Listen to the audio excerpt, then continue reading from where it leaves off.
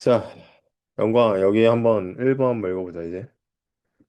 프라이는 근대 이후 성경 해석이 더 이상 교회의 규범적 내러티브로 기능하지 못하고 철학적 합리화나 상징적 은유의 틀로 환원된 상황을 깊이 우려하였다.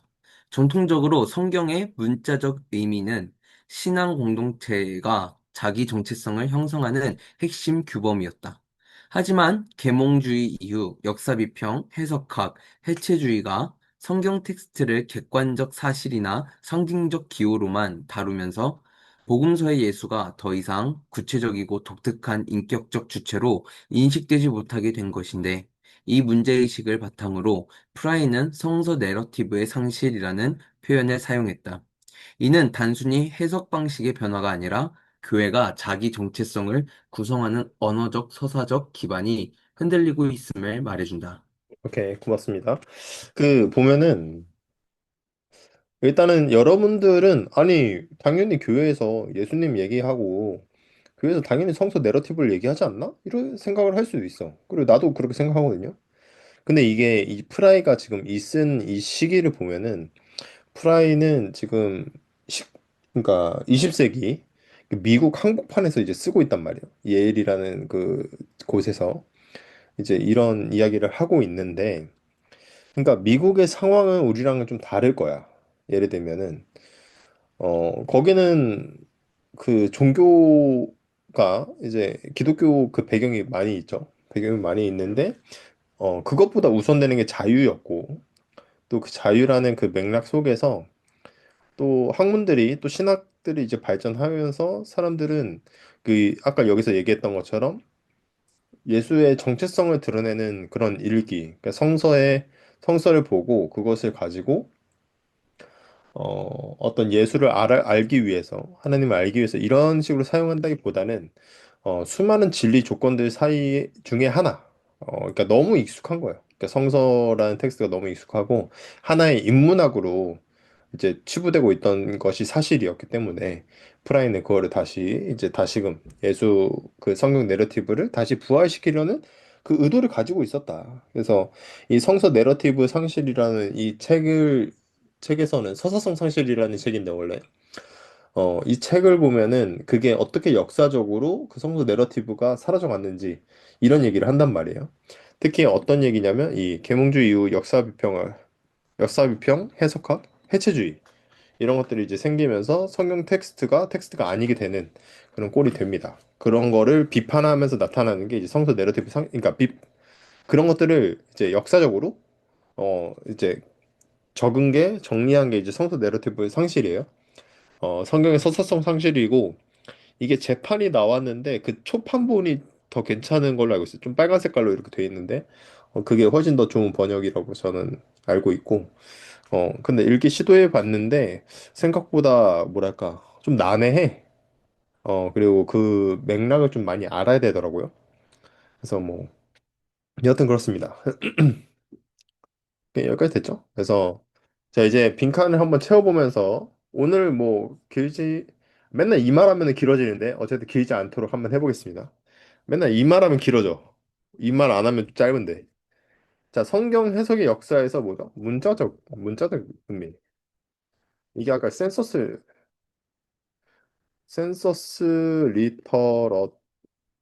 리터럴리스는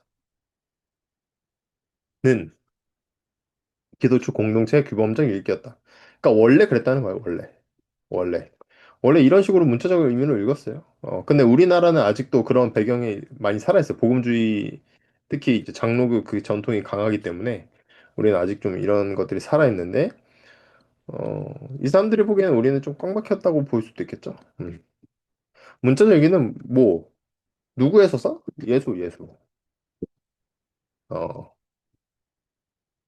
제가 이제 예수님 이런 또 그리스도 이 표현을 이제 이렇게 같이 쓰는데 그거에 대해서 뭐 크게 생각하지 않으셔도 되겠습니다. 이름이기 때문에 대명사이기 때문에 문자적 의미는 예수의 서사를 중심으로 다른 내러티브를 수용하고 흡수했습니다.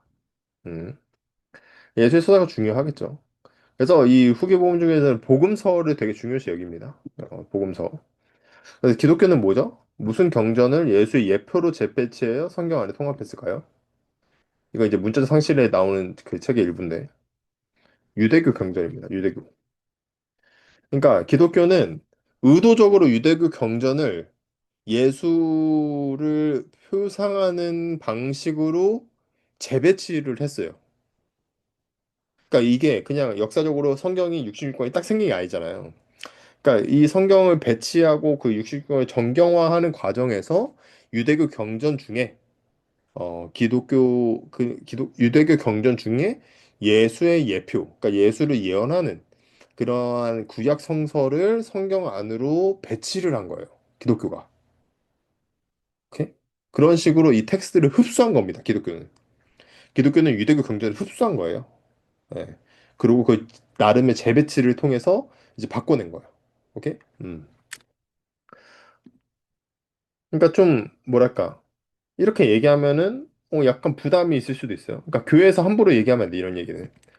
그러니까 항상 신학할 때 조심해야 되는 게 교회에서 얘기할 거랑 이제 신학할 때 얘기할 거랑 좀 이게 달라. 왜냐면 근데 가능하죠.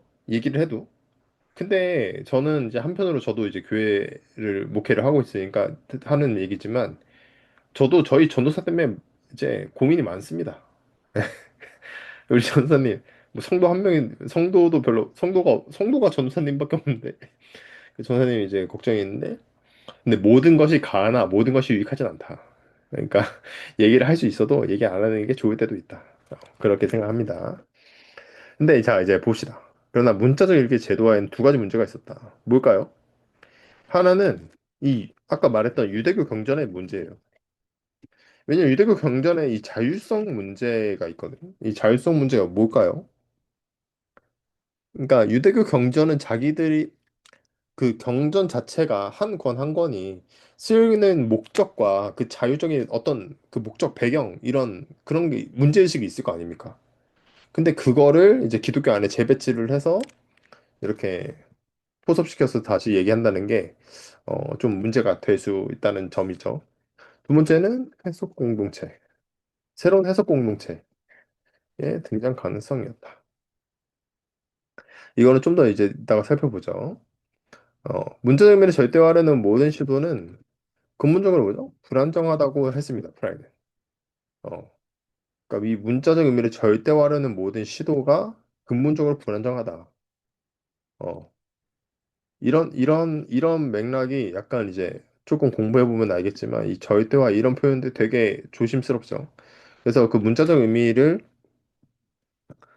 근본적으로 불안정하다고, 그러니까 그 이 문자적 의미를, 그러니까 이 문자적 의미라는 것도 프라이가 맥락이 되게 여러 방면으로 쓰거든요. 그러니까 이 부분도 이제 살짝 그냥 이렇게 이런 지점들을 비판한 점이 있구나 이렇게 생각하고 넘어가면 되겠습니다. 그러니까 뭐 그 디테일하게 할 건 아니고 지금 여기서.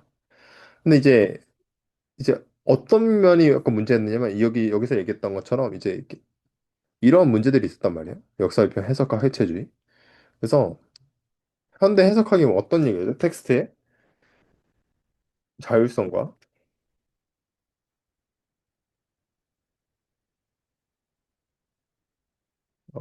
뭐지? 불안정하다.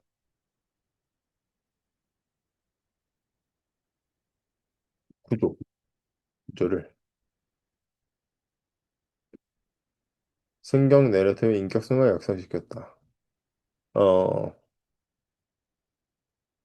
현대 해석학 같은 경우에 텍스트의 자율성을 얘기한다고 하면 그 뭐 제가 흔히 예시 드는 것들 뭐 계단이다 이런 얘기가 있어요. 계단이다. 거기 계단이 있어. 이렇게 얘기했습니다. 근데 A 상황에서는 누가 어 어디로 가야 돼? 이런 질문을 하고 거기에 답을 한 거예요. 근데 B는 막 급히 누가 뛰어가고 있어. 그럼 거기에 대해 답한 거예요. 그러니까 첫 번째 A는 뭐죠? A는 가는 방법을 얘기한 거죠. 한편으로 누가 뛰어가서 이거에 대한 답은 뭐죠? 조심하라는 거죠. 유의. 그러니까 이 텍스트라고 하는 것은 어떻게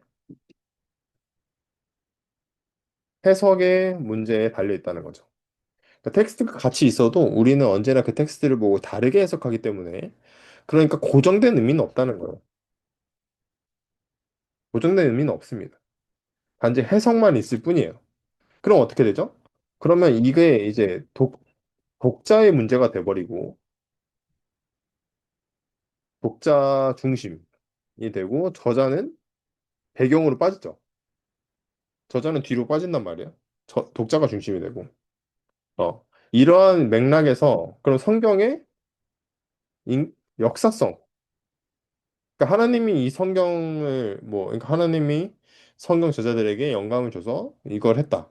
이러한 거는 다 쓰잘데기 없는 게 돼버리는 거예요. 왜냐면 결국 내가 지금 이거를 읽는 나의 입장이 중요하기 때문에 그런 식으로 현대 해석학은 약화시킨 부분이 있습니다. 자, 좀 더 이제 여기서 이제 좀 더 급진적으로 나가면 이제 해체주의가 등장하는데 해체주의는 진리가 무엇인지 누구도 알 수 없다고 말하고 또 모든 문자적 의미는 결국 해체될 수밖에 없다고 얘기합니다. 해체될 수밖에 없다고 봅니다. 해체주의는 기본적으로 이 그 데리다나 이런 사람들을 통해서 이제 나타나게 되는 것인데 모든 단어든 아 어떻게 하지? 슉슉. 모든 단어는 기표와 기라는 것으로 나눠질 수 있습니다. 기표는 뭐죠? 기표 뭐죠? 이거는 말 그대로 그 표시예요, 표시. 그러니까 이런 글자입니다, 글자. 이렇게 생각하면 돼요. 기의는 그거에 대한 뜻이에요, 뜻, 뜻이에요. 그러니까 기표와 기의가 있겠죠. 근데 데리다가 보기에는 기의는 없습니다. 고정된 기의 없음. 다만 기표만 존재한다고 봅니다. 그래서 결국에 해석의 연속이에요. 예를 들면 뭐 미술 작품이 그냥 미술 작품으로 있을 때는 어떤 의미도 없어요. 근데 못이랑 만나고 망치 이런 식으로 계속 지시를 하겠죠. 인간. 또 뭐, 또 뭐죠? 뭐 또 민간. 뭐 등등등등. 뭐 이렇게 이어져서 결국에는 그런 해석의 연속만 있다. 이런 생각을 하면 되겠습니다. 그래서 해체주의가 그렇긴 한데 한편으로 그렇다고 해서 해체주의가 위험한 것이냐? 이렇게 보기도 어렵습니다. 그래서 여러분들이 한번 읽어보면 좋은 책이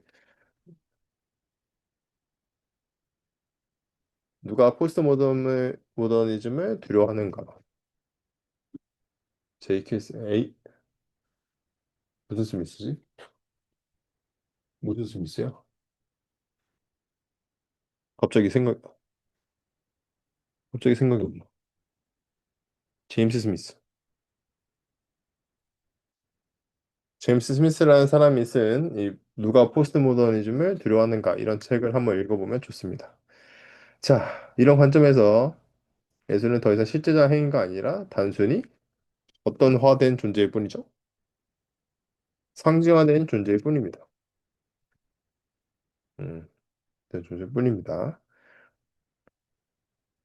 이런 관점에서 예술은 이제 어떠한 더 이상 실제적인 행위자가 아니에요. 그것을 감지하고 있는 의미를 가지고 있는 그런 존재자가 아닙니다. 어, 그래서 상징화되어 있는 존재일 뿐이고, 그래서 프라이는 어떻게 보는 거죠? 성경의 단순히 해석, 상징 기호가 아니라 공동체 안에서 반복되는 규범, 에? 규범적 규범? 뭐지? 잠깐만. 음, 실천적 규범, 실천적 규범. 공동체 안에서 반복적으로 수행되는 어떤 규범이라고 봤단 말이에요. 그 이 원칙 같은 걸로 본 거죠. 좀 더 구체적으로 문자 읽기 뭐냐? 세 가지 규칙은 뭐냐? 예수에게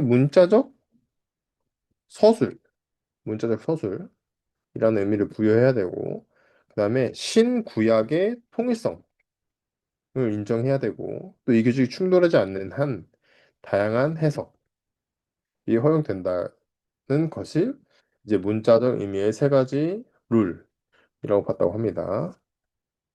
자, 이거는 이 텍스트는 지금 제가 GPT로 돌린 거긴 하지만 어떤 걸 기반으로 했냐면 제가 프라이 그 발제했던 걸 기반으로 해서 제가 요약했던 것들이라 조금 이야기가 조금 그럴 수 있는데 한번 잘 뭐 언제까지나 그랬던 것처럼 그냥 잘 들어보시면 또 여러분들에게 도움이 될 수도 있습니다. 나중에 또 이런 비슷한 텍스트를 만나면 아, 이때 이런 뜻이었구나 이렇게 생각하면서 좀 이해되는 부분들이 생기기 때문에 포기하지 마시고 한번 들어보시면 좋습니다. 자, 문자적 의미는 이론의 적용교가 아니라 신앙 공동체의 삶과 신앙, 삶과 신앙? 이게 좀 동어 반복 같은데. 자, 삶과 신앙 속에서 성립됩니다. 그래서 뭐라 하죠, 우리가? 그리스도의 우리는 그리스도의 편지다. 그래서 여러분들의 삶이 중요하다. 음. 자, 따라서 복음서의 문자적 의미는 신앙적 규칙과 공동체, 뭐였죠? 실천적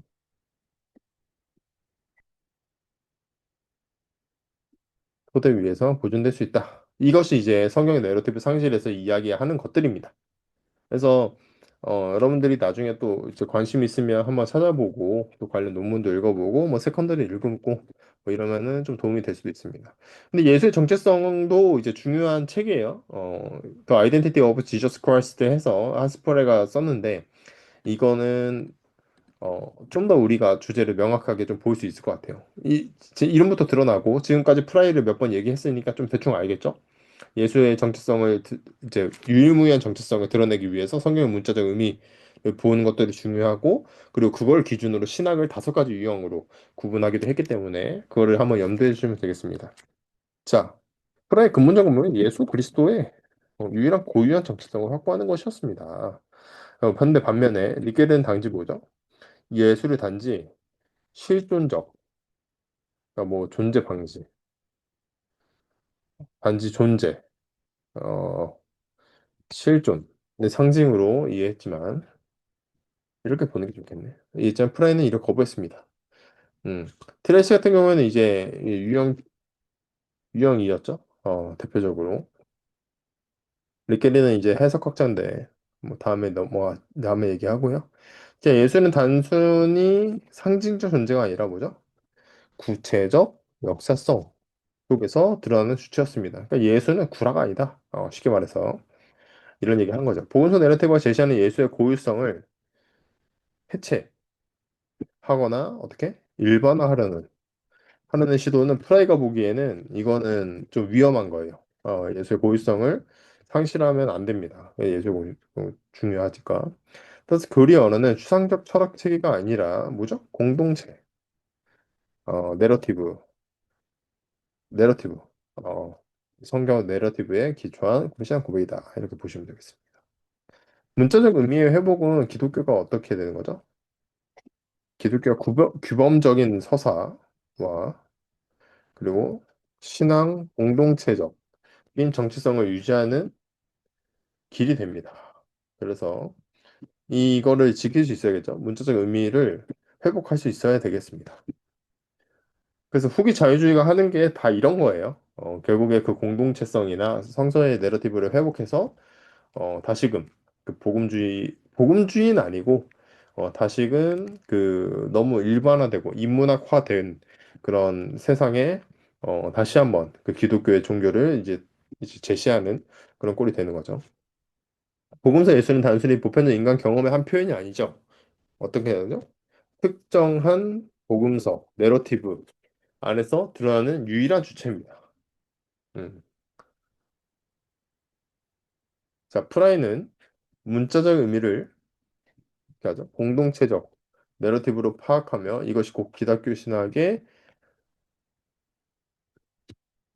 신학, 사상, 적 토대가 된다고 이야기할 수 있겠습니다. 오케이. 이게 프라이에 대한 이야기인데 여러분들 이 프라이를 어, 나, 나듣지 않을 수도 있어요. 그러니까 신학에 대한 그 배경이 별로 없을 때는 이게 낯설 수 있는데 너무나 유명한 사람이니까 여러분들이 좀 아셔야 돼요. 그러니까 지금까지 모르고 있으면 이거를 사실 어떻게 보면 좀 큰일 났다. 이거는 진짜 아니 어떤 수준이냐면 그 뭐랄까 사도행전의 저자가 누구죠? 이런 거 물어봤을 때 그러니까 주일학교 애들이나 뭐 모를 수 있는데 막 권사님 장로님들이 다 아시잖아요. 그러니까 뭐 그런 것처럼 이 사도행전은 누가 행전 두 번째 책이다 이렇게 얘기할 수 있을 만큼 뭐 그건 기본적인 거잖아요. 근데 그 정도다. 그래서 이 프라이 너무 중요하기 때문에 여러분 잘 아셔야 되고요. 자, 다음 주는 우리 찰스 캠벨을 할 거예요. 찰스 캠벨. 이 찰스 캠벨 우리 우리 전문가 영광이는 지금 계속 졸고 있는데 영광이 이 아주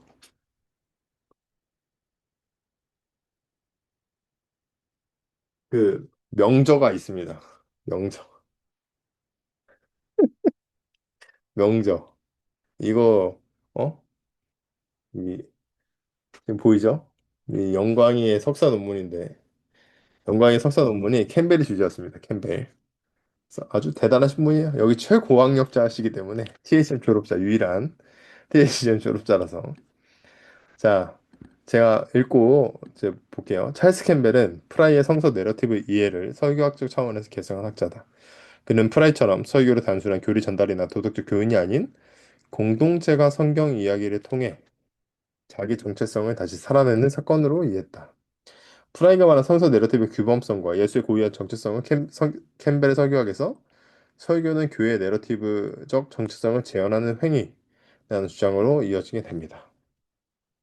네, 다음 주에는 우리 찰스 캠벨을 다뤄보려고 합니다. 저도 찰스 캠벨 잘 모르지만 우리 영광이에게 배우는 느낌으로 이제 영광의 논문을 다시 한번 보면서 하도록 하겠습니다. 네, 장난이고요. 자, 공유는 잠깐만 녹화는 끝내고요.